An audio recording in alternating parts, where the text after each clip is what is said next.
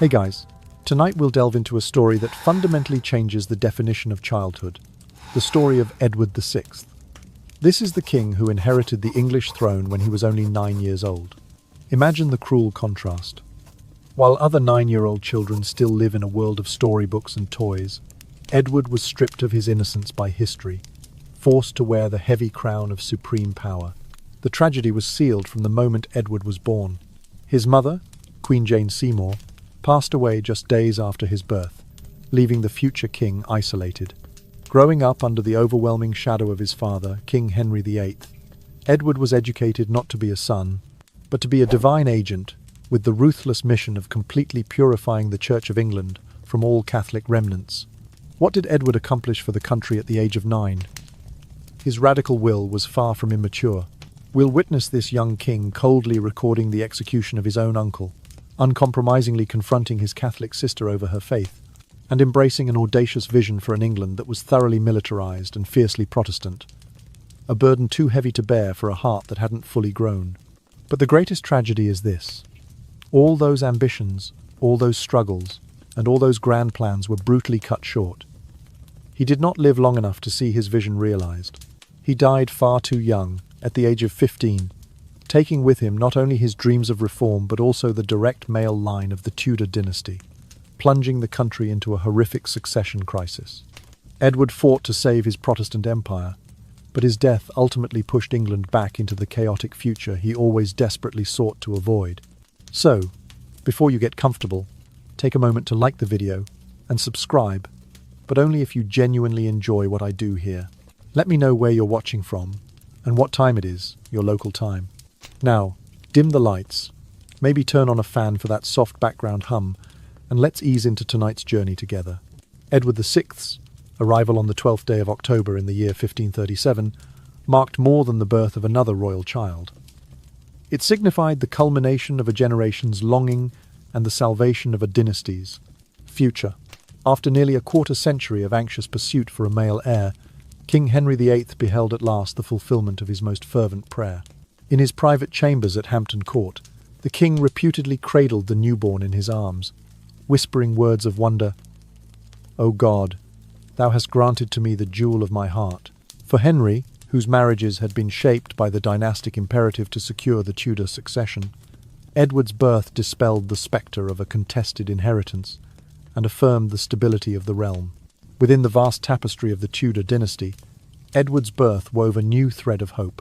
His paternal grandfather, Henry Tudor, later crowned Henry VII, had seized the crown by right of arms and ambition, ending decades of civil war between warring houses.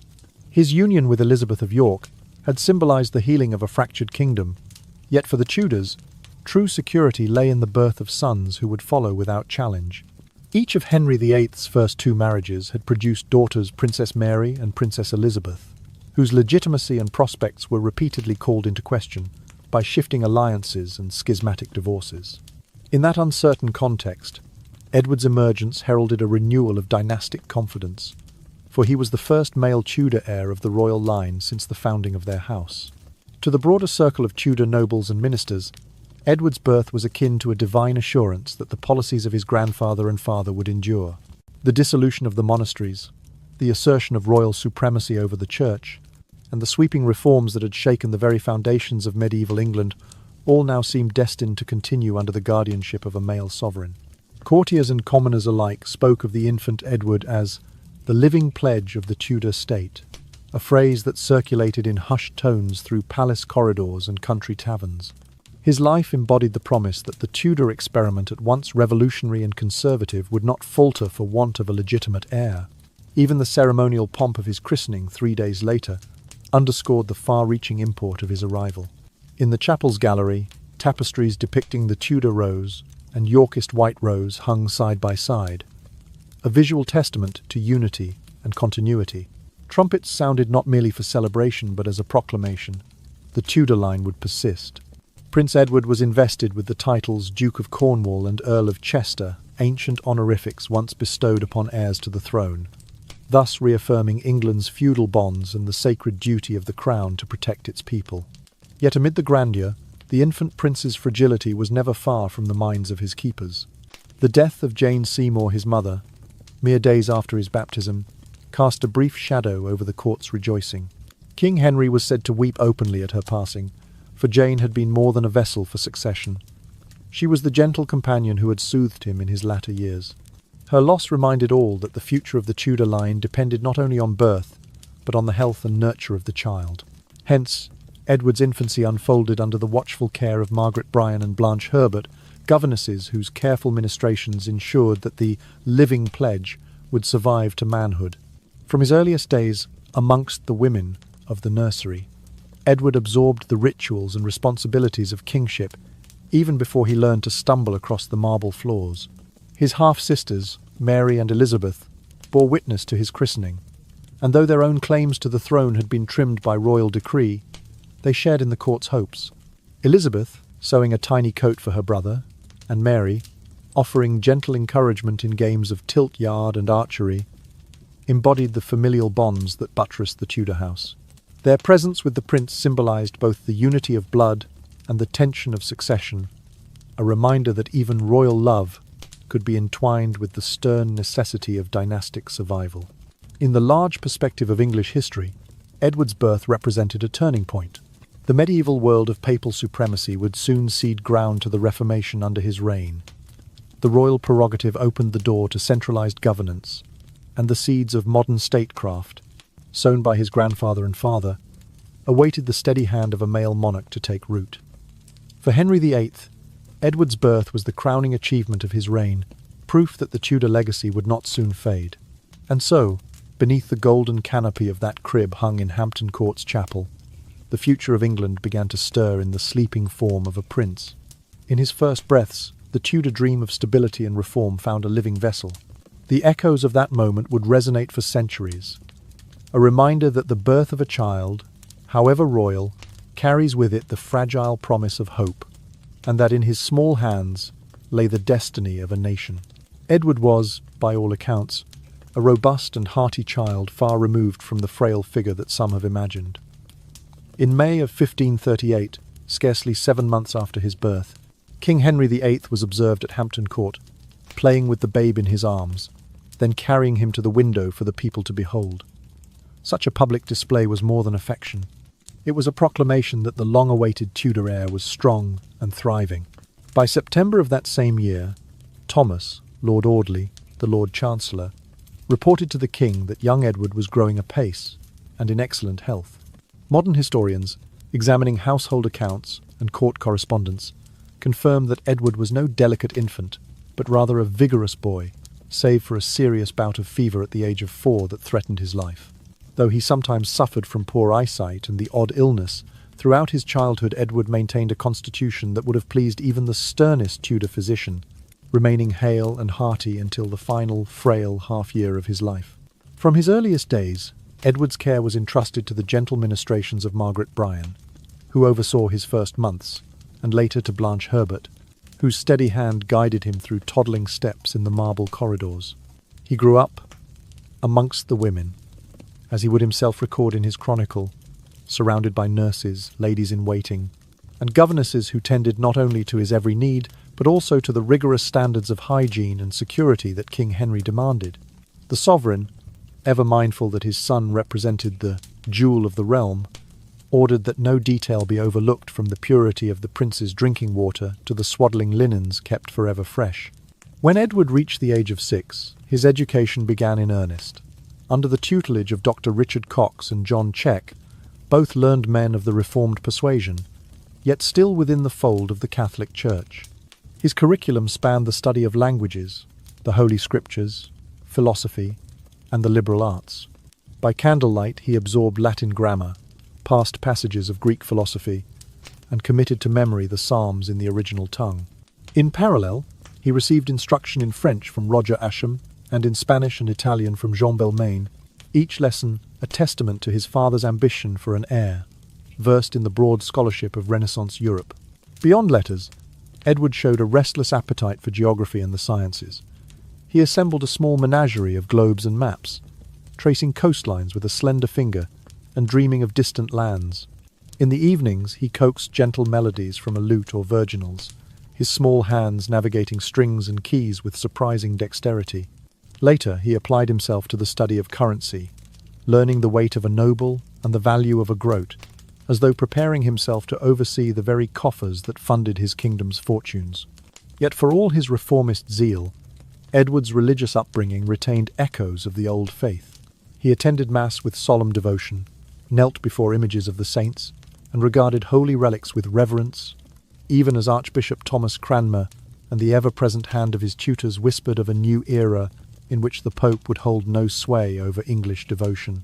In 1549, he penned an essay decrying the Pope as the Antichrist, annotating theological debates with a zeal that foreshadowed the reforms he would later enact. Throughout these formative years, Edward's half-sisters showed him tender affection. Elizabeth, 2 years his senior, once sewed him a tiny crimson coat, each stitch a testament to her care. Mary, the elder by over a decade, indulged him with gentle rebukes when he teased her for daring to dance.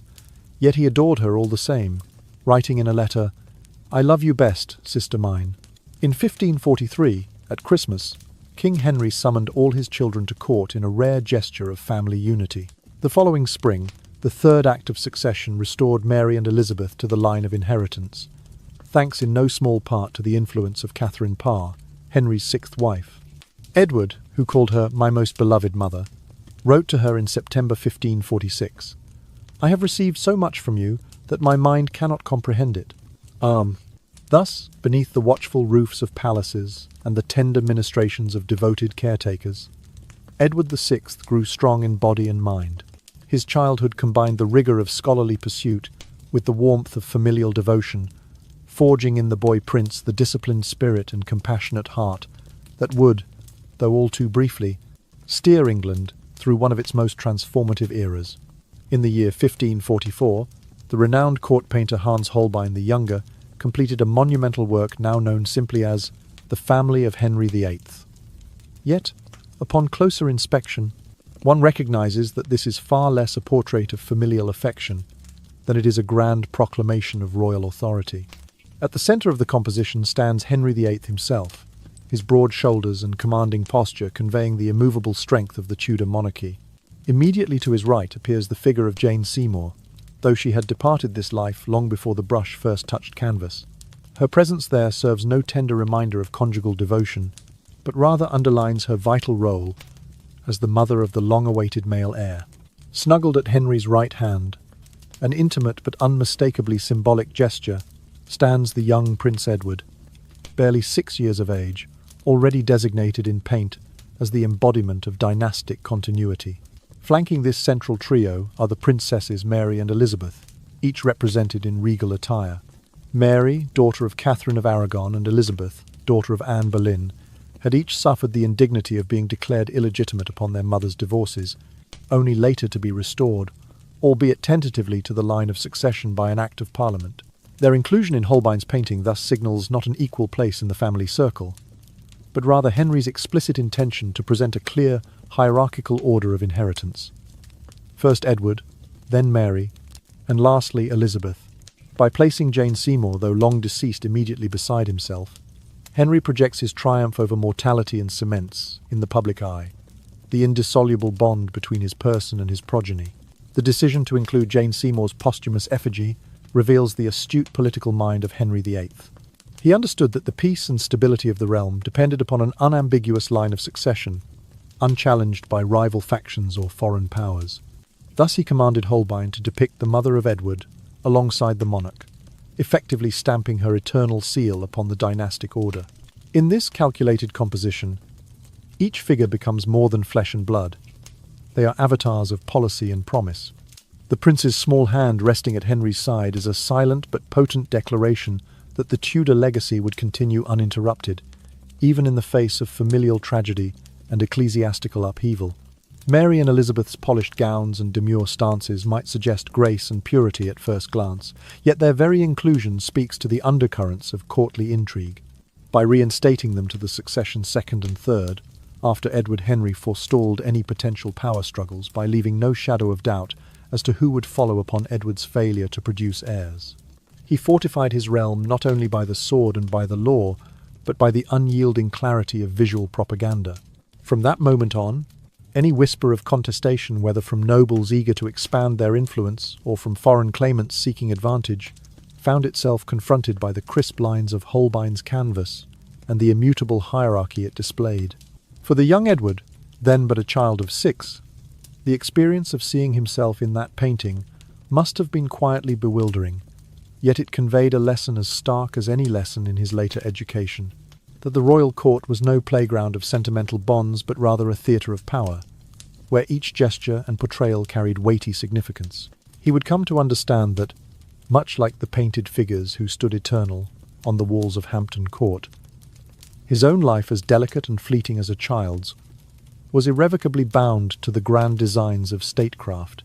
As one's gaze drifts across the expanse of tapestry and finery, noticing the subtle hierarchies of scale and placement, it becomes clear that Holbein's masterpiece functions less as a familial tableau than as a visual codex of Tudor succession. It laid the groundwork for decades of political manoeuvring, for the alignment of factions, and for the precarious balancing act that would follow in the wake of Henry's passing. There, in paint, the young prince learned the silent language of legitimacy and the inexorable realities of courtly ambition. And so, in the hushed corridors where that portrait hangs, the image of Edward VI, small yet indelibly present, remains a testament to the profound power of art to shape dynastic destiny. It reminds us that portraits can serve not only to capture likeness but to inscribe authority, that a single painting might steer the course of history by declaring, in the stillness of pigment on wood, the unassailable right of a boy to wear a crown. By the time Edward reached the age of 6, the playful afternoons spent among painted tapestries and echoing corridors gave way to a rigorous curriculum at Hampton Court. Each morning, as the pale dawn light filtered through high windows, he was led to a chamber lined with books and vellum scrolls, where he commenced lessons in reading and writing English before progressing, by slow and steady increments, into the more demanding realms of Latin grammar and syntax. Here, too, the Holy Scriptures were laid open before him, their passages both a moral compass and a linguistic challenge, while the works of Aristotle and Cicero introduced him to the art of dialectic and the stirring complexities of classical philosophy. And woven throughout his studies were the liberal sciences, geometry, astronomy, and rudimentary natural philosophy subjects that invited him to gaze beyond earthbound concerns toward the patterns of the universe. His first and most dreaded tutor was Dr. Richard Cox, a fervent advocate of the Reformed faith who wielded both pen and birch with equal conviction. Each lesson began with prayer, but it was the swift crack of Cox's birch rod that most often heralded the prince's correction. Should Edward falter in his declension of Latin nouns, should he question the supremacy of the monarch over the papacy, or should he, even in a moment of childlike contrariness, balk at the tutor's stern instruction, the rod would fall upon his small shoulders as a reminder that obedience and discipline were the bedrock of royal authority. Through these harsh admonishments, Cox instilled in the young prince an unshakable belief that religious power must reside with the crown, not in distant Rome, and that the ancient rites of the church statues, relics, and processional crosses were impediments to a purer, godlier form of worship. One surviving fragment of Edward's youthful writing illustrates this transformation clearly. In a draft of his French essay opposing the Pope's temporal claims, Edward originally employed the pronoun we, thereby aligning himself with all oppressed believers. Yet Cox excised that inclusive we, insisting that the language better reflect the singular authority of a sovereign. The word was struck through and replaced with he. That subtle shift from communal solidarity to royal detachment reveals the tutor's lasting imprint. The boy's identification with the faithful he championed was tempered by the primacy of his own regal office. As Edward committed these lessons to memory by the crack of dawn and the flicker of candlelight, he absorbed not only words, but convictions. His journal entries, penned with unwavering neatness, described the Pope's claims as anti-Christian snares, and praised the notion of a national church unmoored from papal interference. In his leisure hours, he would pace the garden walkways, reciting passages of the liturgy in English, mindful of the day when the Mass itself would be delivered in the tongue of the people, unshackled by ecclesiastical tradition. Through this austere education, the once cuddly, wide-eyed boy emerged with a mind sharpened by both scholarship and severity. He developed a steely resolve, a capacity to wield authority without hesitation, a trait that would later manifest in his unflinching enforcement of iconoclastic policies and his uncompromising stance toward any who defied royal injunctions. The gentle laughter that once echoed through the nursery gave way to a measured calm, and the affectionate warmth of nursery rhymes was succeeded by the solemn cadence of reformist prayers. In the glow of torchlight during late-night sessions, Edward's eyes, once round with childhood wonder, gleamed with the chill light of determination. He saw the world not just as a place of beauty and ceremony, but as a realm in need of purification. The whitewashed walls of parish churches, the stripped altars, and the black-letter proclamations all bore testament to the vision Cox had nurtured. And though the prince retained a fondness for music and a soft spot for his friends, the hardness imparted by his tutor's rod remained central to his character. Thus it was that the birch and the Bible, the Latin declensions and the daily scourge against papal authority fused in the crucible of education to transform Edward from a darling infant into a monarch of formidable will. The boy who once nestled against his mother's breast grew into a king unafraid to wield the crown's full power. His reforms both a testament to his learning and a reflection of the strict lessons delivered at Hampton Court. And in those quiet chambers, as candle flames danced upon vaulted ceilings, the steely resolve of England's 9-year-old sovereign first took root, a resolve destined to reshape church and state in equal measure. On the 28th of January in the year 1547, the great Tudor monarch Henry VIII drew his final breath, and in that quiet hush, 9-year-old Edward Tudor became King of England and Ireland. Though the crown settled upon his small head in solemn ceremony, the true reins of government passed into the hands of a regency council, an assembly formed to guide the realm until Edward reached his majority. At its helm stood his uncle, Edward Seymour, Duke of Somerset, a man whose courteous bow belied the sharp ambition glittering in his eyes. Somerset's influence over the council was swift and sure, as he sought to shape both policy and patronage in the name of the young king. Yet even amidst the shifting currents of political power, Edward's coronation at Westminster Abbey marked something far more profound than mere ceremony. There, beneath the soaring arches, Thomas Cranmer, Archbishop of Canterbury, delivered a sermon unlike any heard before.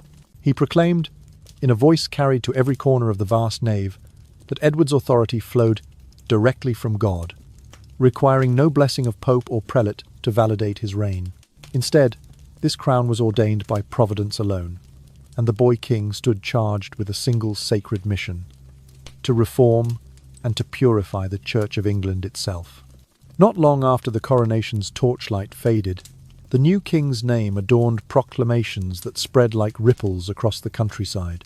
Parish churches, once bright with painted saints and resplendent stained glass, saw their images whitewashed over. Craned wooden crucifixes, symbols of an older faith, lay shattered upon stone floors, and in their place fluttered the royal arms lion, and unicorn framing the Tudor rose a stark emblem of the monarch's unmediated power.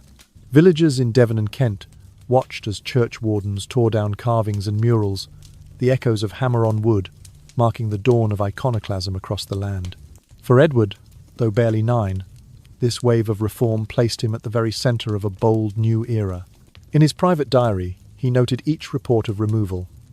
The rood screen at St. Mary's has been brought low, its painted Christ laid aside for the Book of Common Prayer. Even as the council executed these measures, the boy king felt their gravity, understanding perhaps more clearly than many that this was no mere rearrangement of pews, but the cleansing of centuries of belief. The hammers that rang through village churches were the opening notes of a grand symphony of change. No longer would the Mass be celebrated in the old Latin tongue, nor would the faithful rely on carved images to inspire devotion. Instead, the word of God would resound in plain English, and the altar, once a table of sacrifice, became a simple communion platform, a gathering place for all to share in the body of Christ. Walls once adorned with scenes of the Virgin's sorrows, or the martyrdom of saints, now stood bare, their whiteness a testament to the resolve of a reformed church. Of course, such sweeping transformation was not without its tremors of unrest.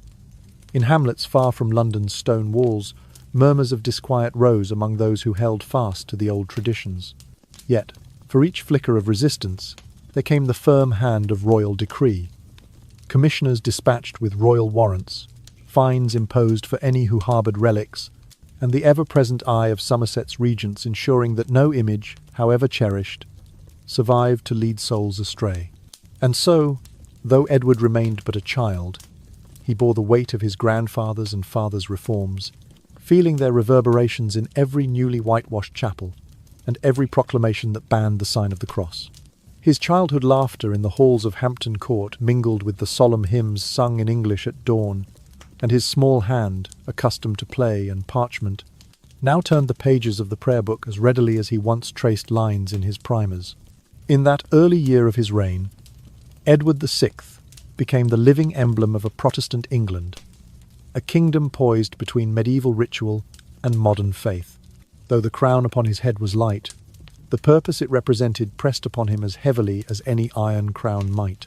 And in the gentle hush that followed each act of reform, one could almost hear the boy king's whispered vow to shepherd his people into a purer worship, to stand unbowed before the old rites, and to guide England along a path illuminated by the clear light of the gospel.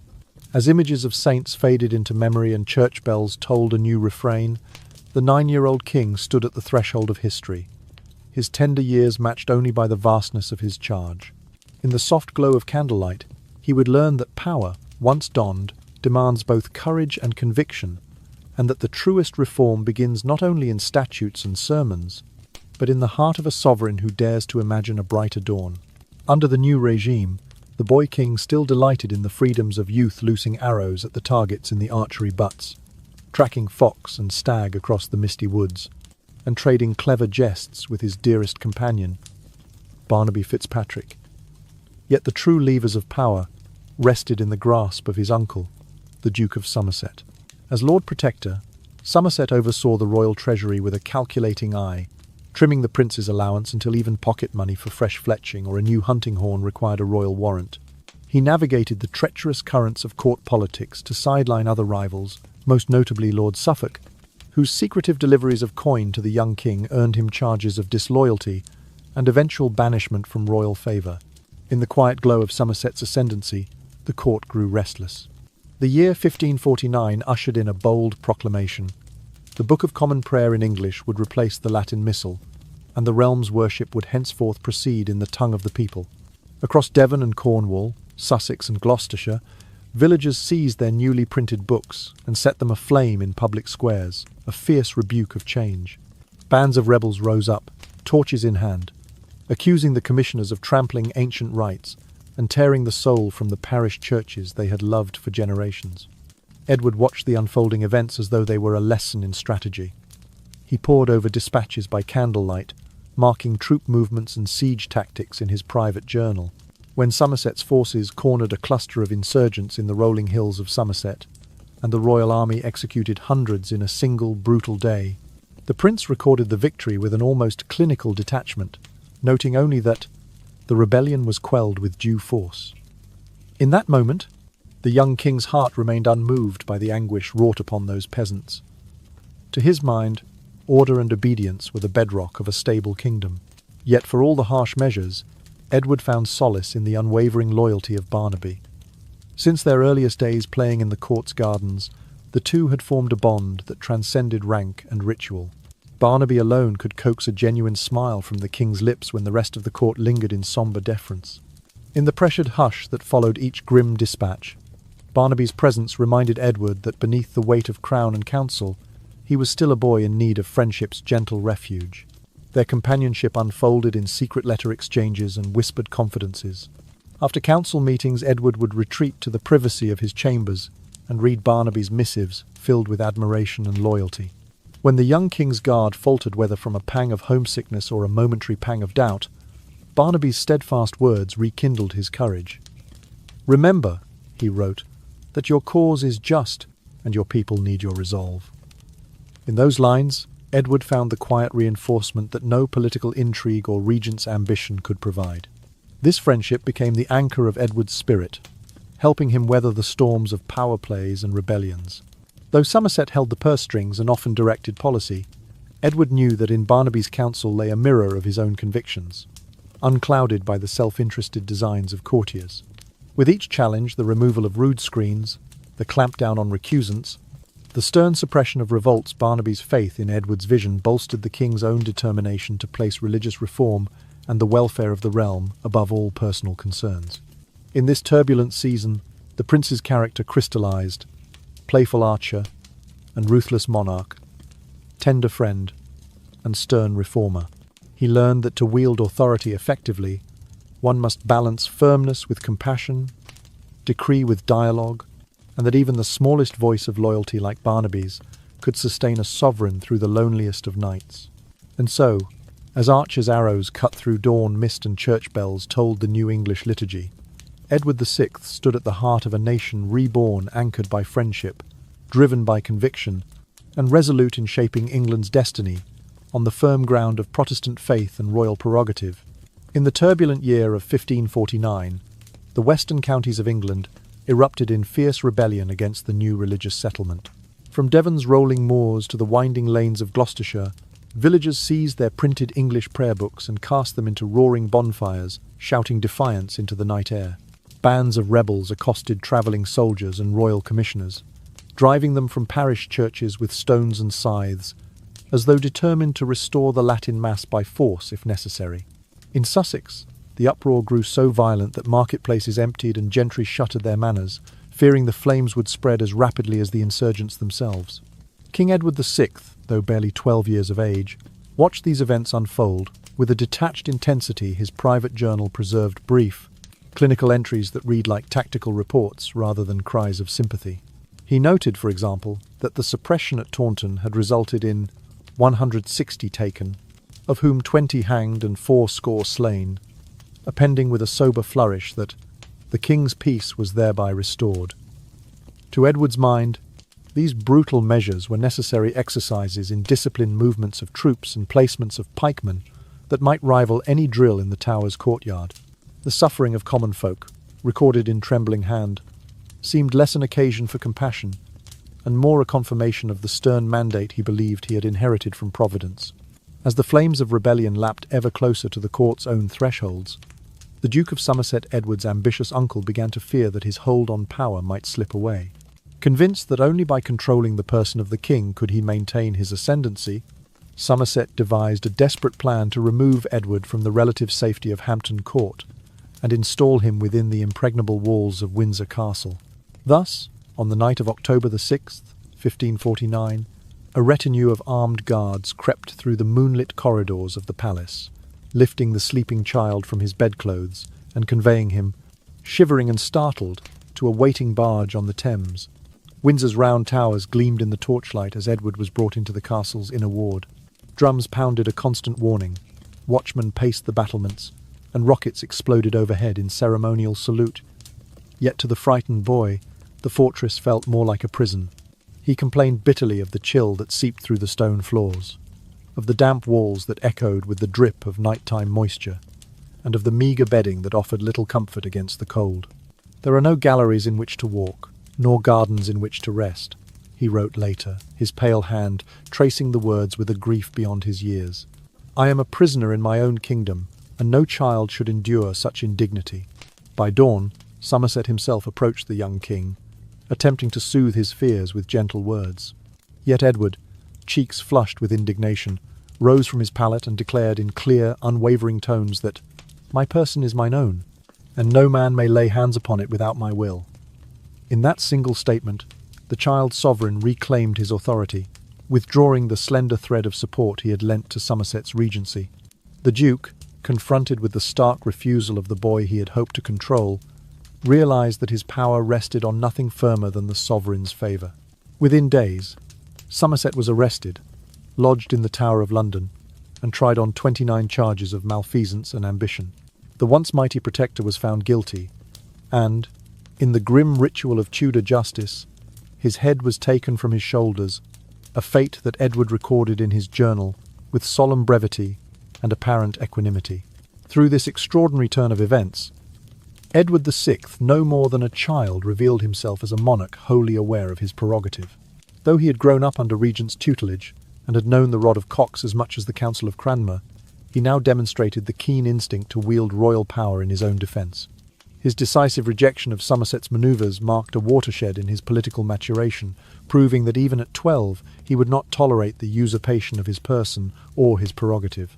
In the weeks that followed, the rebellions in the west were stamped out, and Windsor Castle's walls, once a sight of fear and confinement, became a symbol of royal resolve. Edward returned to Hampton Court with his authority reaffirmed, the corridors echoing once more with the measured step of their restored king. And though the country's wounds would take many years to heal, that chill autumn night in October 1549 stands as testament to Edward's early aptitude for self-preservation and sovereign command. An aptitude born in the heart of a boy, yet tempered by the fierce necessity of survival. In the year 1549, the western shires of England erupted in a fierce backlash against the Crown's religious reforms. Villagers in Devon, Cornwall, Sussex, and Gloucestershire seized their newly printed English prayer books and hurled them into bonfires, their faces lit by the dancing flames. Bands of insurgents attacked marching soldiers and royal commissioners alike, wielding scythes and cudgels against the banners of the Privy Council. Markets emptied, manor gates slammed shut, and the countryside bristled with defiance as the people sought to reclaim the familiar Latin Mass that had long shaped their weekly devotions. King Edward VI, though only 12 years old, followed each development with keen interest as if studying a military exercise. In his private journal, scribbled in a small, precise hand, he recorded the suppression of each uprising with clinical detachment, the deployment of 200 cavalry to quell the rebels at Bodmin, the encirclement of 300 insurgents in Bridgewater, and the grim tally at Taunton, where 120 were slain and 40 taken. Each entry was more than mere notation. It reflected a boy's fascination with strategy, the placement of pikemen and musketeers, and the crushing of resistance with swift, brutal efficiency. To Edward's mind, these actions were necessary measures to preserve order and the Crown's sacred authority. Amid this turmoil, the Duke of Somerset, Edward's ambitious uncle and Lord Protector, grew increasingly anxious. He feared that the very rebellions he was charged with suppressing might turn the council's favour against him. In a desperate bid to secure his power, Somerset concocted a plan to isolate the young king, removing him from the relative ease of Hampton Court and taking him instead to the fortress of Windsor Castle. Thus, on the night of October the 6th, 1549, Somerset's guards crept into Edward's bedchamber, lifting the reluctant monarch from his bedclothes and bearing him, trembling and bewildered, through moonlit corridors to the waiting barge on the Thames. At Windsor, the scene was one of martial theatre. Drums rolled out warnings, watchmen patrolled the ramparts, and rockets burst overhead in fiery arcs, illuminating the castle's stone walls. Yet for Edward, the stronghold felt more like a prison than a sanctuary. He complained bitterly of the damp cold that seeped through the flagstones, the musty smell of the vaulted chapel, and the meagre bedding that did little to ward off the night air. "There are no galleries for my repose," he wrote later, "nor gardens in which to take the air. I am held here against my will, a prisoner of those who claim to guard me." His lamentations, recorded with a child's honesty, revealed his unwillingness to be treated as a mere pawn in courtly machinations. When Somerset approached him at dawn with placating words, Edward's frustration reached its peak. He confronted his uncle in the great hall, snatching the orb from Somerset's hand and declaring, "My person is mine own, and I will not suffer my liberty to be taken without cause." In that single act of defiance, the boy king reclaimed his authority, withdrawing the faint support he had lent to Somerset's protectorate. The realization that his power lay in the royal favour itself, and not merely in the regent's offices, struck Somerset like a blow. Within days, the Duke was arrested, carried in chains to the Tower of London, and indicted on 29 counts of treason, corruption, and ambition. His trial was swift. The evidence of his misdeeds, misappropriation of funds, unlawful seizures of estates, and summoning councils without royal assent proved overwhelming. Somerset's head fell beneath the executioner's axe, a grim testament to the young king's newfound resolve. Edward recorded the event in his journal without flourish, noting simply that the Protector was judged and suffered accordingly, his tone betraying neither joy nor regret, but a sober acceptance that the Crown's defence sometimes required ruthless action. Through this dramatic episode, Edward VI emerged as a monarch far beyond his years, one who understood instinctively that the protection of his person was inseparable from the exercise of sovereign power. His decisive stand against Somerset demonstrated that even at 12 he would not tolerate the manipulation of his office or the subversion of his authority. It was a moment of political awakening, a lesson in the perils of regency, and the necessity of self-determination for any crowned head. In the weeks that followed, Windsor Castle's towers became a symbol of royal inviolability rather than fear, and Edward returned to Hampton Court with his stature greatly enhanced. Though the country's wounds from rebellion ran deep, and the scars of Somerset's tenure lingered in the whispers of court, the boy king's resolve shone like a beacon. Even the youngest sovereign could wield the crown's power with determination, safeguarding both his person and his prerogative against the intrigues of those who would claim his throne. In the quiet aftermath of the Somerset affair, the Regency Council underwent a significant transformation, casting aside the notion of a single protectorship and instead embracing a truly collective leadership. Henceforth, no one man would hold singular sway over the realm. Instead, Edward, now in his 13th year, began to step from the shadows of ceremony into the full light of genuine sovereignty. From the spring of 1550 onward, contemporary chronicles note that the young king no longer served merely as a rubber stamp on the council's decrees, but took up his place among them as an active participant in the making of policy. He lent his signature to proclamations authorizing new regulations, sat through the measured deliberations of cabinet meetings within the Painted Chamber, and lent his assent to the annual budget milestones that together marked the first time Edward VI truly governed England in his own right. While the council toiled over quotidian matters, briefing farmers on tithes, adjudicating disputes over manorial leases, and ensuring the efficient collection of customs duties, Edward devoted himself to crafting an image of himself as a divine right monarch, one whose authority was drawn not from Parliament alone, but from the very voice of God. He understood that to wield power effectively, he must pair political might with a resolute religious conviction, and he set about demonstrating both with singular purpose. And so, in quick succession, he issued orders deposing bishops deemed too sympathetic to lingering Catholic practices, dissolving the Feast of the Purification commonly known as Candlemas, and outlawing the ancient custom of processional pageants that had once wound through village streets, their floats bearing carved images of saints and relics. The boy king's zeal did not stop there. He commanded the destruction of frescoes that depicted the venerable images of Christ triumphant and the early Christian martyrs, ordering church wardens to chip away at painted walls with hammers and chisels until only bare plaster remained. In place of gilded altars, he established simple communion tables, each draped with plain white cloth, upon which lay an open Bible, the true altar of his envisioned Church of England.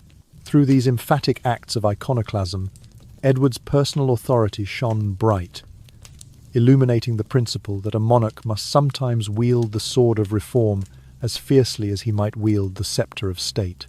Yet in the hushed corridors of Whitehall, where courtiers once whispered doubts about the wisdom of such sweeping changes, there arose a palpable sense of respect, and even a touch of trepidation for the young sovereign whom God had anointed to this sacred task.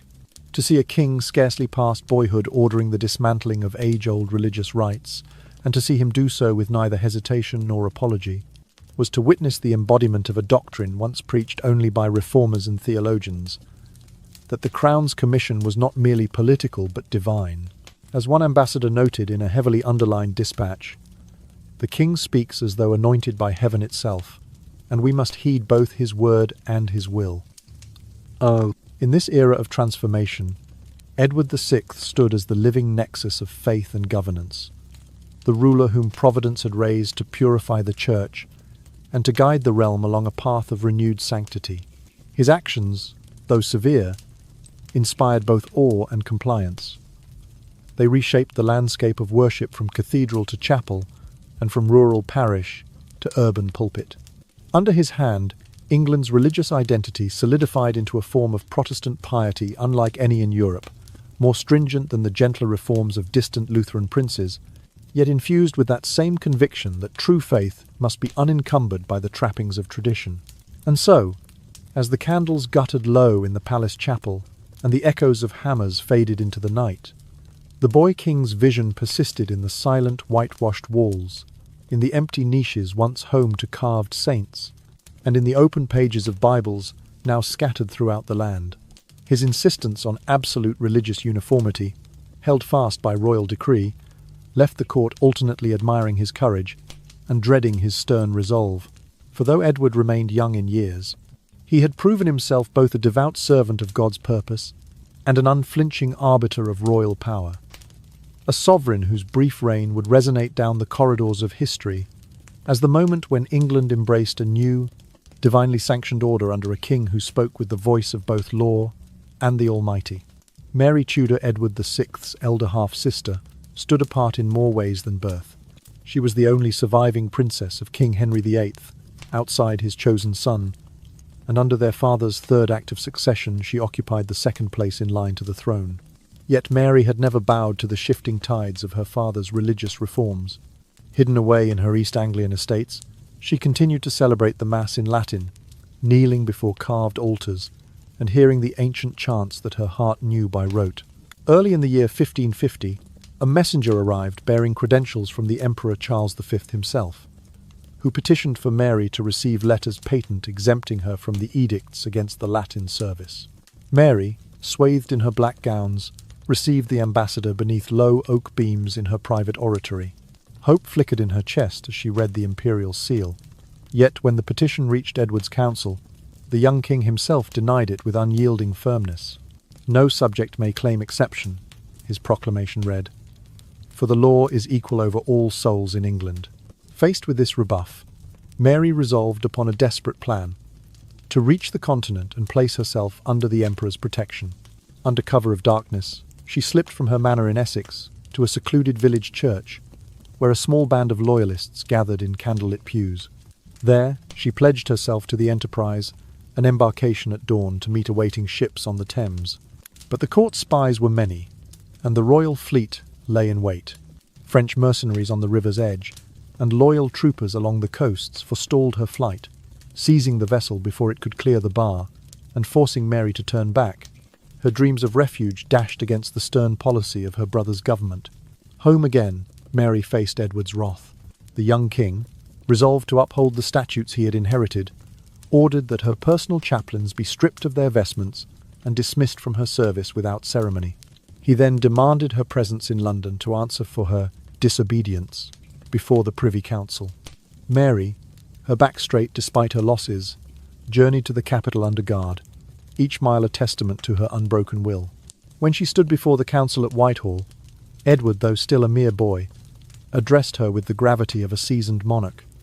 He accused her of fomenting foreign intrigue and nullifying the realm's sacred laws. Mary's reply was simple and resolute. "My soul belongs to God alone, and my faith cannot be compelled by human decree."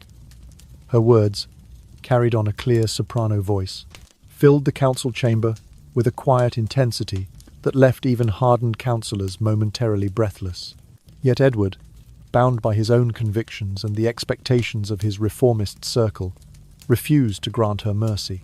Though he lacked the power to burn his sister at the stake or imprison her in the Tower, Edward exercised his authority in subtler ways. He confined Mary to her East Anglian estates under close supervision, forbidding any public mass or procession within her domains. Commissioners arrived with written warrants to demolish hidden altars, ransack secret chapels, and seize all vestments and prayer books written in Latin. The whispered hymns that once drifted through her manor's corridors were silenced.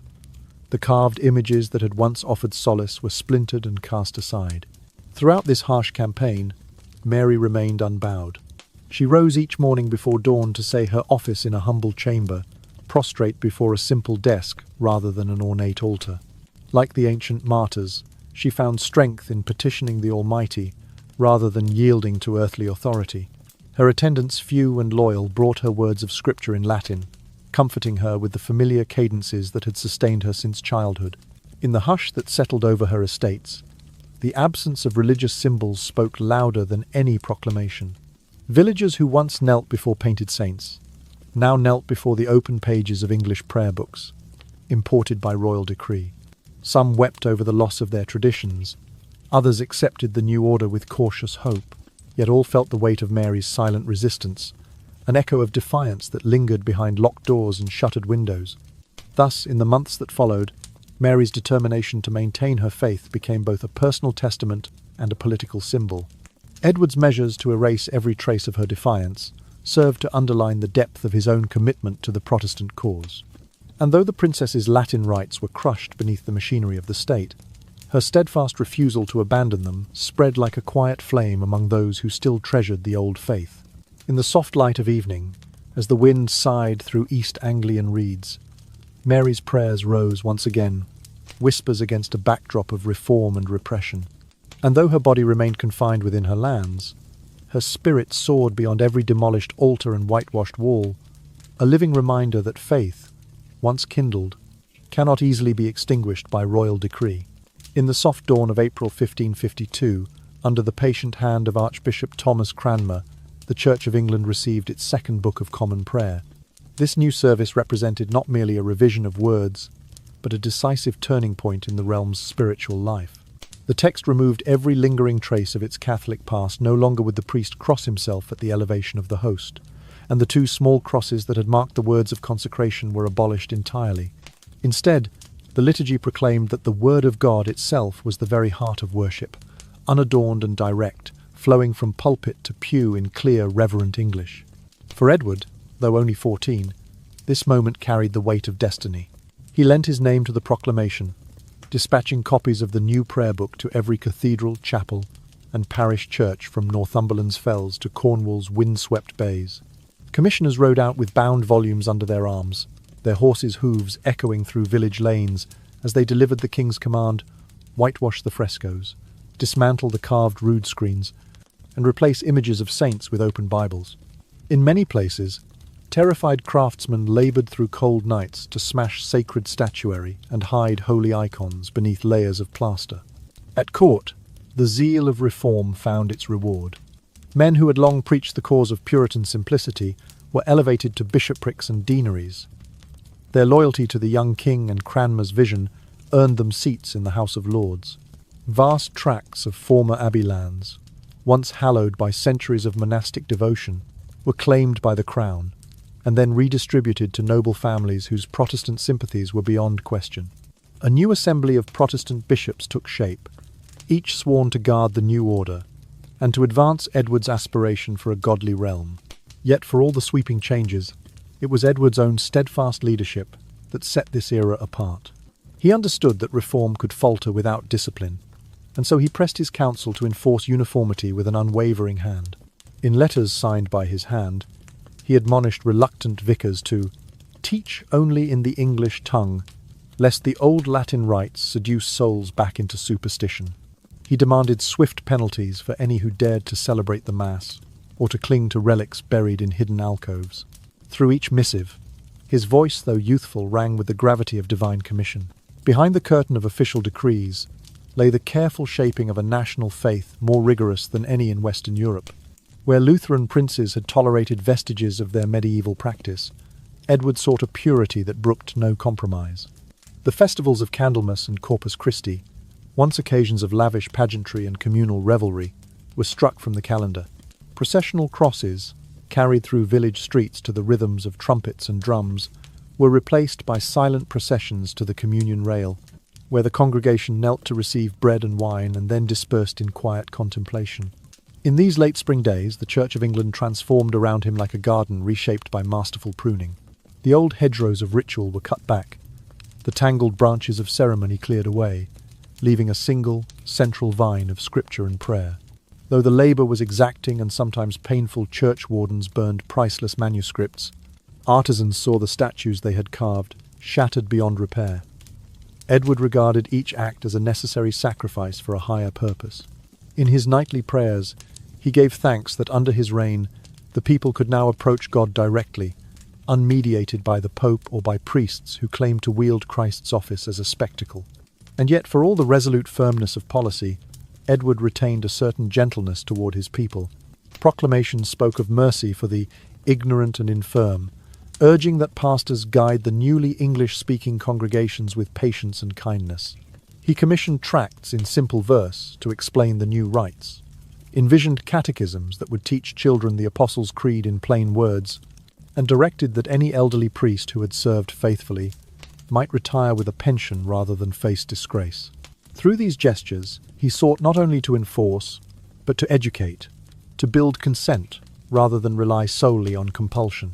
By mid-year, the second Book of Common Prayer had entrenched itself as the cornerstone of Edward's Reformed Church. Parishioners no longer listened in silence to distant Latin. They now spoke their prayers aloud, their voices mingling in a tapestry of shared devotion. The cathedral choirs, stripped of complex chants, sang metrical psalms in English, their harmonies a new anthem of unity. As the summer sun climbed high, the nation found itself bound by a faith both austere and accessible, disciplined by law yet warmed by the people's own speech. In the hushed quiet that followed each Sunday service, one could sense the promise of a united realm, an England more orderly in worship, more steadfast in belief, and more resolute in purpose than ever before. Under Edward's steady hand, the second prayer book had become more than a book of prayers.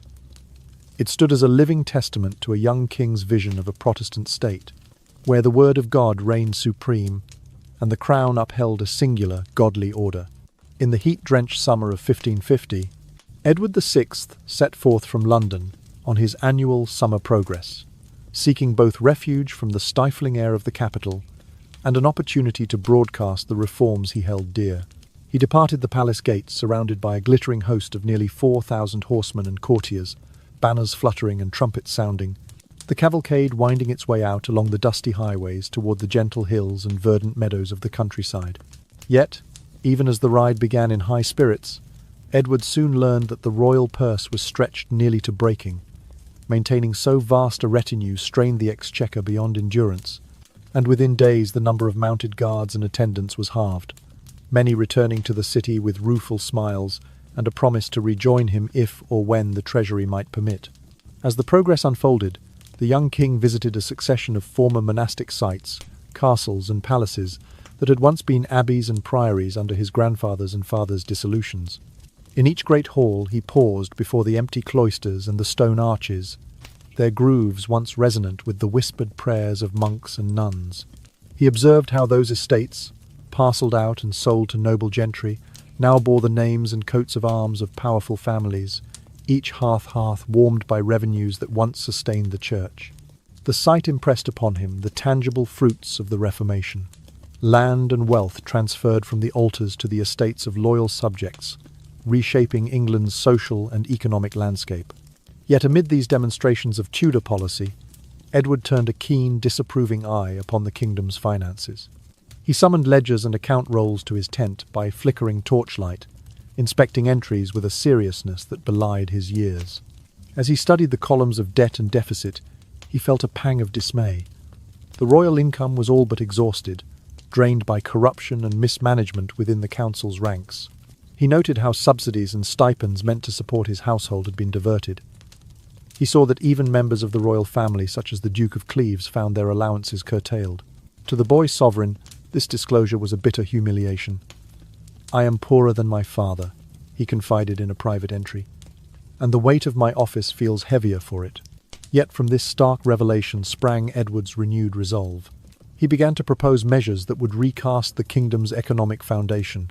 In letters penned at dusk, he outlined a plan for a centralized cloth market, an English rival to the grand fairs of Antwerp, where standards of weight and measure would be enforced, tolls reformed, and merchants accorded royal protection. He envisioned a regulated exchange that would draw foreign buyers to London's quays and bolster domestic industry, lifting both crown and commons from fiscal peril. In parallel, he sketched the outlines of a naval and defensive scheme for Portsmouth. New quays to shelter increasing fleets, expanded warehouses for victualling ships, and the renovation of Southsea Castle's fortifications to guard the Solent's narrow channel. His advisers, accustomed to detail-laden dispatches, found themselves taking hurried notes as their sovereign, in lively bursts of energy despite the languid summer sun, detailed arcane elements of harbour defences and market charters with equal precision. Still, amid these weighty concerns, Edward allowed himself the pleasures of his youth. He lifted his bow at dawn to send arrows singing toward wooden targets, then joined the hunts at midday, his keen laughter echoing through the greenwood. He shared a flask of spiced wine with Barnaby Fitzpatrick beneath ancient oaks, teasing out from his friend the latest news from court and countryside, before returning to the labours of state as the evening shadows lengthened. In those moments of respite, one glimpsed the balance he struck between governance and recreation, an ability to revel in the chase one moment and the next, to deliberate on the minutiae of tariffs and tolls. By the time the progress drew to its close, the boy king had not only surveyed his realm's castles and churches, but also laid the groundwork for a vision he termed a modern England. though his time would prove too brief to see these reforms fully realized. The schemes he devised, that summer market reforms, naval upgrades, and tighter fiscal controls, hinted at the shape of a state both centralized and competitive, prosperous and defensible. In the quiet nights under the canvas of his tent, the sovereign's pen moved with steady purpose, writing proclamations that, had he lived, might have transformed England into a mercantile and maritime power far earlier than even its continental neighbours.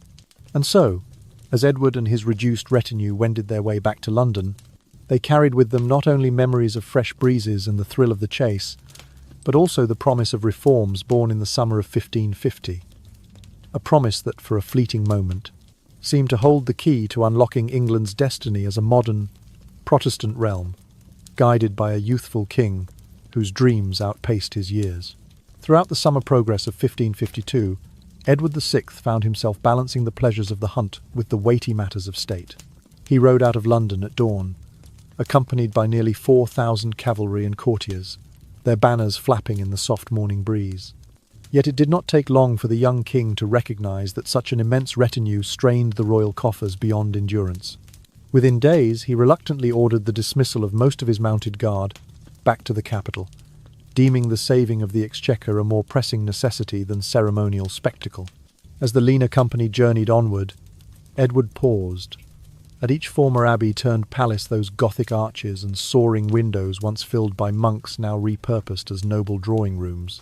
In these spaces he saw the tangible legacy of his grandfather's and father's suppression of monastic houses, the very stones themselves a testament to the decisive end of Roman Catholic dominion in England. He wandered beneath vaulted ceilings, noting how the once sacred cloisters had become libraries or banquet halls, and he felt in his heart both the gravity of reform and the sweep of history that carried him forward. One of the most critical stops on this progress was the naval port of Portsmouth and the adjoining Southsea Castle. From atop the castle's ramparts, Edward surveyed the Solent's gentle waters and the distant outline of the Isle of Wight. He praised Southsea as a modern fortification, yet, with a keenness born of recent studies in military engineering, he proposed a handful of improvements: reinforced parapets to withstand cannon fire, redesigned gun emplacements to allow wider arcs of coverage, and improved drainage to stave off winter's damp. When he turned his gaze to the twin forts of Camber, he frowned at their misaligned bastions and crumbling curtain walls, insisting they be reconstructed without delay to secure England's seaward approaches. Upon his return to London, Edward set pen to paper and compiled a detailed to-do list for his council. First and foremost, fortify Portsmouth. Nothing must threaten the kingdom's maritime gateway. Next, establish a centralized cloth market in London, modelled to rival the great fairs of Antwerp, complete with standardized weights, fair tolls, and a chartered company of clothiers under royal aegis. Finally, he sketched a reform of the Privy Council itself, calling for fewer secretaries, regular audits of crown revenues, and clearer lines of authority to curb corruption and increase efficiency. These initiatives revealed a statecraft nearly unprecedented in Europe, blending the duties of sovereign with the acumen of a merchant prince. Yet, for all his administrative fervour, Edward remained devoted to his youthful pastimes. In the quiet of the evening, he penned letters to Barnaby Fitzpatrick with genuine delight. He recorded each triumph at the archery butts, the precise count of bullseyes struck, the dry crack of arrow against target, and he even sketched little watercolour scenes of deer bounding through misty copses, each stroke of his brush capturing the thrill of the chase. His correspondence brimmed with that little Englander pride. He spoke not of conquest abroad, but of safeguarding his homeland's green fields and tranquil harbours. "Let others wage war on distant shores," he wrote, "but our duty is to defend this England that we love." In these letters, one saw the emergence of a monarch who could seamlessly transition from drafting market regulations at midday to loosing his bow in the golden haze of dusk. His reformist zeal, disciplined by a clear vision of national interest, coexisted with an unguarded joy in simple pleasures. He understood that true leadership required both rigorous governance and moments of repose, an equilibrium he had mastered unlike any other European prince of his time. Thus, as the summer wore on and the courts reconvened in London, Edward VI stood transformed from the shy child who had ascended the throne at 9 into a young king of insight and imagination. He had ridden far beyond the city walls, witnessed the vestiges of monastic glory, reinforced the bulwarks of national defence, and outlined economic schemes to lift the realm from penury. Yet he had also laughed with friends, composed verses by candlelight, and savoured the quiet thrill of arrow and horn. In that balance of duty and delight, of statecraft and sport, Edward's vision of a modern England found its purest expression. And were he granted the years to see these projects to fruition, he would have guided his kingdom into an era of prosperity and peace, built upon the twin pillars of prudence and pleasure, an England as steadfast in its reforms as it was joyous in its life.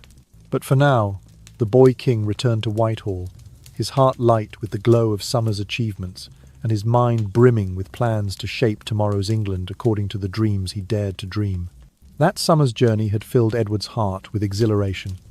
Yet upon his return to London's soot-laden streets, a quiet shadow crept across his youthful vigour.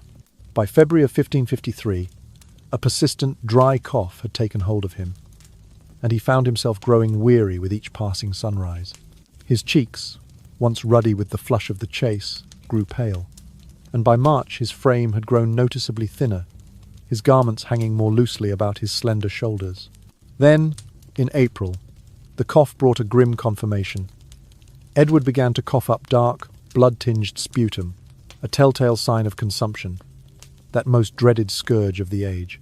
In an era before effective remedies, the royal physicians could offer only restorative tonics, gentle admonitions to ease his burdens, and a reduction of courtly pressures in the hope that less stress might spare his failing breath.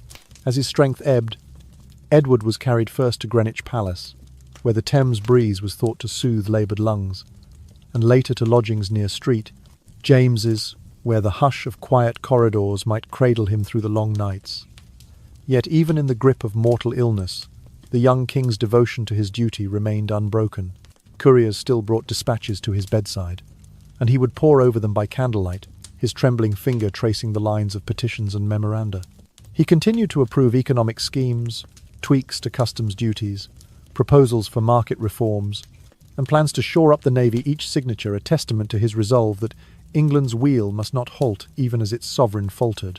Amid these labours of state, Edward found the strength to compose a final private testament of faith. With a hand weakened by fever, he drafted a prayer in clear English, no Latin invocations here, but a humble plea for mercy and guidance. It began, "O Lord God, who alone art worthy to receive the praise of all thy creatures, grant me steadfast faith and a serene spirit as I pass from this life into thy presence." In phrases both simple and profound, he laid bare the convictions that had carried him through every reform and every challenge, that salvation was found not in rituals of old, but in the living word of God, and that the king's true duty was to shepherd his people toward that light. Between moments of pain and weakness, Edward's thoughts turned to the fragile future of his realm. He wondered, with a growing sense of urgency, whether the sweeping reforms he had championed, iconoclasm, the English liturgy, the centralized offices of state, would endure without his guiding hand. Would the Book of Common Prayer still ring through parish churches, or would the old rites creep back in behind closed doors? Would the market reforms and naval improvements bear fruit, or would they falter in the face of neglect and corruption? Before his strength gave out entirely, Edward convened the Regency Council once more, summoning its members to Greenwich in the dim light of his private chamber. They came, men in sombre cloaks, their faces etched with concern. The king spoke in a quiet, measured voice. He asked for their solemn vows to defend the new religion against all who would restore the Pope's authority, and to safeguard the realm's finances against the mismanagement that had so nearly undone his efforts. The councillors, many of whom had served him since his earliest days, pledged their fealty, and pledged in turn to uphold the statutes and statutes alone. Yet even as they swore, the truth weighed heavily upon Edward's mind. The exchequer was all but bankrupt, drained by royal extravagance and the graft of unworthy officials. He knew that without a robust treasury, no long-term reform could stand. The armies would go unpaid, the markets would falter, and the people's faith might waver in the face of empty coffers. His heart ached as he realized that the very foundation of his principled governance, sound finance and disciplined administration rested upon a treasury thin as hope. As his breath grew more laboured and the shadows deeper, Edward's final audience with the council was both a farewell and a charge. He bade them to remember the lessons he had taught, that the crown's power came from God, that religion and governance were bound in righteous fellowship, and that the welfare of England depended upon the courage to enact and the wisdom to preserve bold reforms. With these last words lingering in the still air, the young king's hand fell away, and his courtiers knew that the hour of his passing could not be far distant. Thus Edward VI, consumed by consumption, faced mortality with the same resolve that had marked his brief reign. Even as his strength waned, he strove to secure the future of his kingdom in prayer and in policy. His final days, a testament to his enduring faith in a reformed England and to a sovereign's burden borne with steadfast heart until his last breath. Recognizing that his days were numbered, Edward VI resolved to secure the future of his realm with one final solemn act. Late in the spring of 1553, when his strength had ebbed to a whisper, he commissioned the drafting of his Device for the Succession, a personal testament that would alter the order of heirs prescribed by his father's statutes and acts of Parliament. Under those laws, his elder half-sisters Mary and Elizabeth stood first and second in line, yet Edward feared Mary's unwavering loyalty to Rome and doubted Elizabeth's willingness to countenance the removal of her sister. Thus, he set his mind on naming a successor who would preserve the Protestant settlement he had wrought, ensuring that the crown would pass into trustworthy hands. At first, the boy king considered naming the male descendants of his youngest sister, Mary Tudor, specifically her son, as his heir. But as he examined the family tree and found Mary's line lacking in surviving sons, he realized that this plan offered no immediate solution. Time pressed upon him like a gathering storm, and he knew there was no luxury for prolonged deliberation. In a swift and decisive stroke, Edward struck through those initial provisions and inscribed the name Lady Jane Grey, his cousin and granddaughter of Mary Tudor, as his chosen successor, accompanied by the phrase, "and the heirs male of her body." This careful language bound the crown to Jane and to her future sons, a formula designed to exclude both Mary and Elizabeth from the throne, while maintaining a veneer of dynastic continuity. Yet a device alone carried no authority without the sanction of those who governed in his name. Summoning the Regency Council to his bedside, Edward, though frail, exercised the full weight of his royal prerogative. He reminded each councillor in measured tones that his authority emanated not from human caprice, but directly from God, and that they were bound by both oath and conscience to uphold his final will. Many of the nobles bristled at the thought of contravening the letter of Henry VIII's Third Succession Act, yet none dared to oppose the boy king whose eye, though clouded by illness, still burned with resolute purpose. One by one, they signed the document, their quills scratching across parchment as they pledged fealty to Jane and to the Protestant course Edward had charted. In that moment, the device for the succession became law by royal command, a testament to Edward's decisive character and to the absolute nature of his authority. His hand, weakened though it was, had guided the crown's destiny beyond the bounds of established statute. He had wielded the sovereign's power to ensure that the reforms he had championed would not be undone by a Catholic monarch or by a sister who might hesitate to depose her sibling. In his final days, Edward embodied the principle that a king's charge was both temporal and divine, that he was God's instrument on earth, entrusted with the sacred mission of purifying church and state. Yet this bold act set in motion a succession crisis that would rock the Tudor dynasty to its core. In the hush that followed Edward's passing, the proclamation of Jane as queen met with both cautious support and covert resistance. Many courtiers and Londoners, nostalgic for a true Tudor monarch of the male line, rejoiced at the prospect of a new dynasty under Jane's gentle hand. Others, wary of the device's deviation from parliamentary statute, whispered of legal infirmities and of Mary's enduring claim. Within weeks, the realm would be torn between two queens, one designated by a dying king's pen, the other by centuries of dynastic law plunging England into the tumult of rival proclamations, armed musters, and political intrigue that gripped the nation for long, uncertain months. Thus, Edward VI's final ordinance, a document drafted in fevered urgency, stands as a poignant testament to his resolve. It revealed a king unafraid to override precedent to protect the Reformation, wielding his absolute authority with a clarity and firmness that belied his tender years. And yet, in securing his own vision of a Protestant succession, He unwittingly sowed the seeds of a crisis that would follow in his wake, shaking the very foundations of Tudor rule almost as swiftly as his life had ended. On the 6th day of July in the year 1553, young Edward VI drew his final, laboured breath within the quiet chambers of Whitehall Palace. He had reached the tender age of 15, yet he bore upon his pale shoulders the weight of a kingdom's hopes and fears. In his last hours he whispered a single wish, that no swift messenger carry word of his passing to his half-sisters, Mary or Elizabeth. He feared that news of his death might ignite their ambitions and undo the fabric of reform he had so painstakingly woven.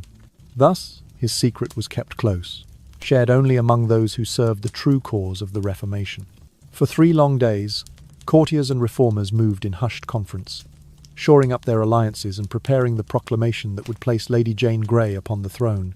The council feared that haste would prove fatal to their hard-won gains, so they delayed the anxious populace while their supporters, both noble and merchant, waited with bated breath.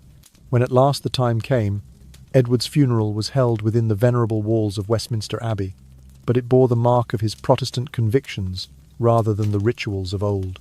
No incense drifted through the vaulted nave, nor did the mournful tolling of Catholic bells interrupt the service. Instead, the mourners bowed their heads as ministers read prayers from the Book of Common Prayer in clear, plain English. The king's body lay in a simple wooden coffin, stripped of gilding or silver, emblematic of the sober humility he had long advocated. Hundreds of dignitaries attended, stalwart bishops in sombre robes, ministers whose labours Edward had once guided, and soldiers who had marched at his command to quell rebellions. Yet conspicuous by their absence were those whom the succession had cast out. Mary and Elizabeth, and even Lady Jane Grey, still awaiting her own elevation, remained distant.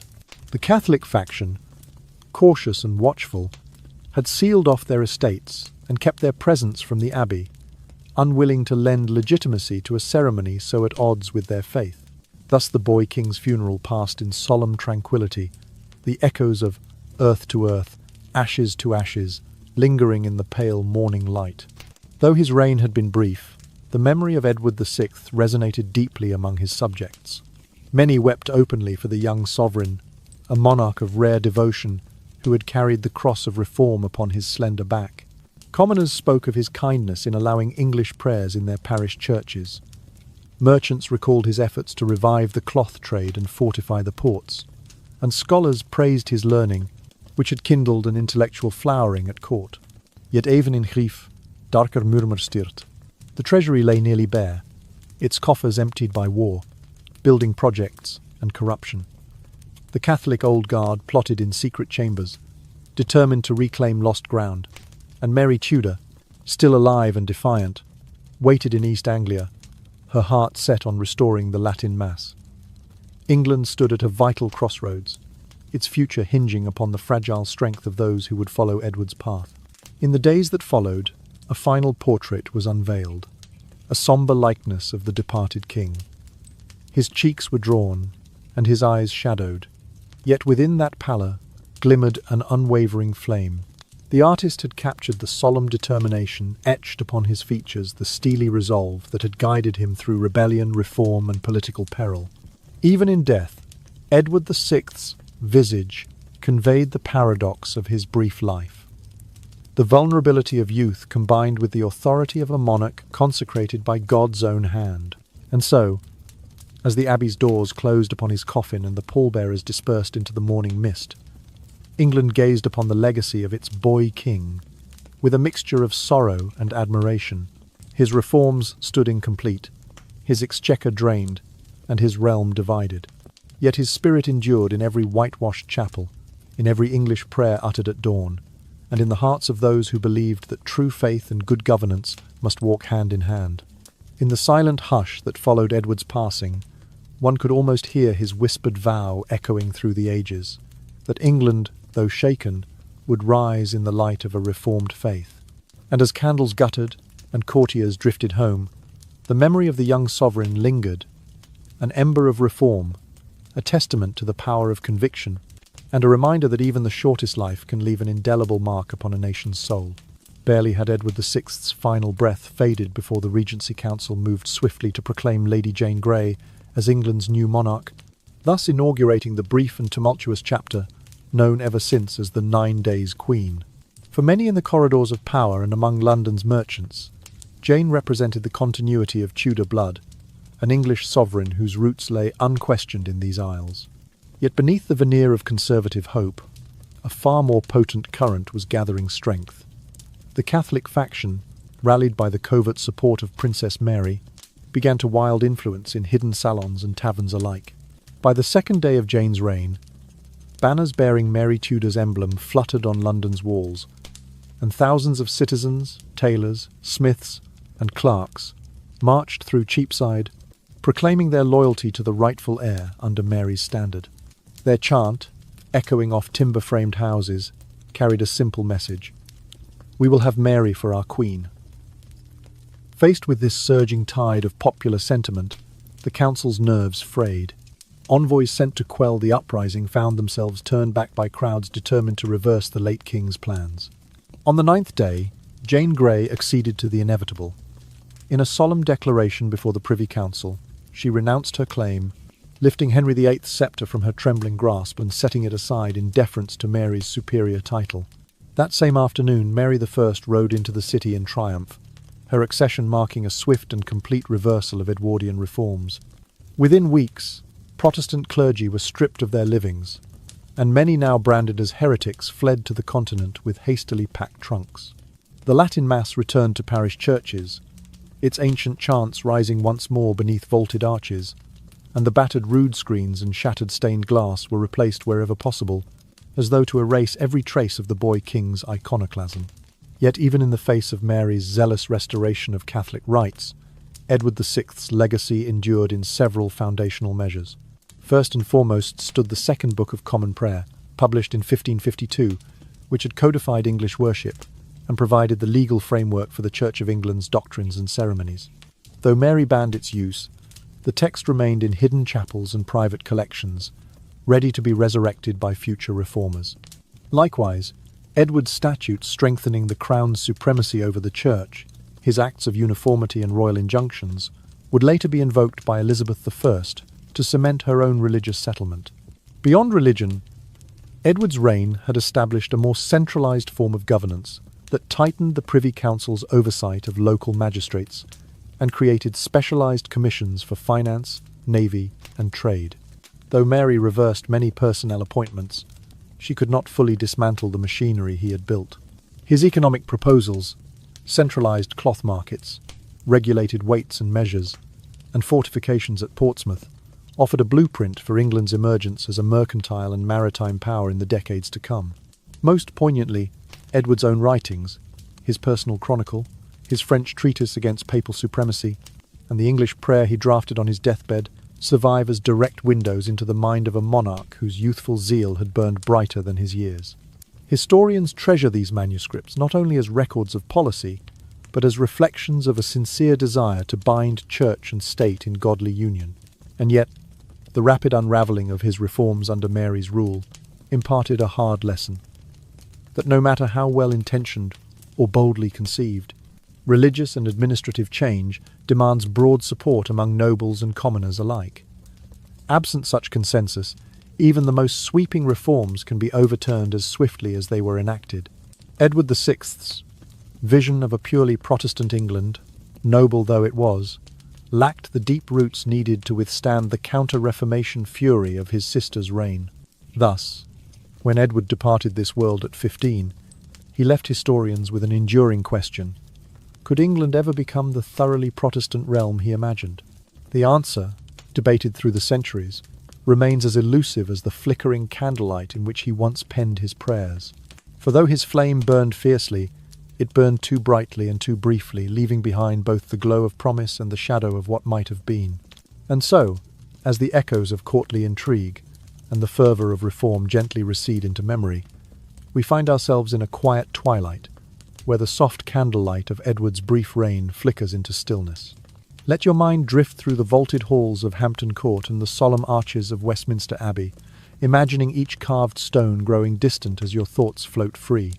Picture the young king's determined gaze soften, his fervent hand laying down the Book of Common Prayer for the last time, and feel the hush of centuries settle around you like a warm, comforting cloak. In that gentle calm, we remember the true message of his story, that even the most passionate visions must be nourished by compassion and shared by the hearts of many. For lasting change depends as much on unity as it does on courage. We carry forward the lesson that conviction, tempered by understanding and tempered by kindness, can guide a nation toward greater hope, and that every one of us holds the spark of transformation within our own hands. Now, let the final images fade. The banners of reform drifting away on a summer breeze, the silhouette of a lone scholar closing his manuscript under the glow of a single lantern, and the distant silhouette of Windsor Castle, standing silent beneath a darkening sky. Allow the details to dissolve as the world softens around you, until all that remains is the gentle whisper of history's promise. May you rest in the warmth of these reflections, cradled by the knowledge that even brief lives can leave enduring light. Sleep well, dear listener, and when you awaken, may you carry with you a calm heart and a curious spirit. If you've journeyed with us tonight, please subscribe to our channel so that in the days to come, you'll discover more tales that stir the imagination and soothe the soul. Good night, and sweet dreams.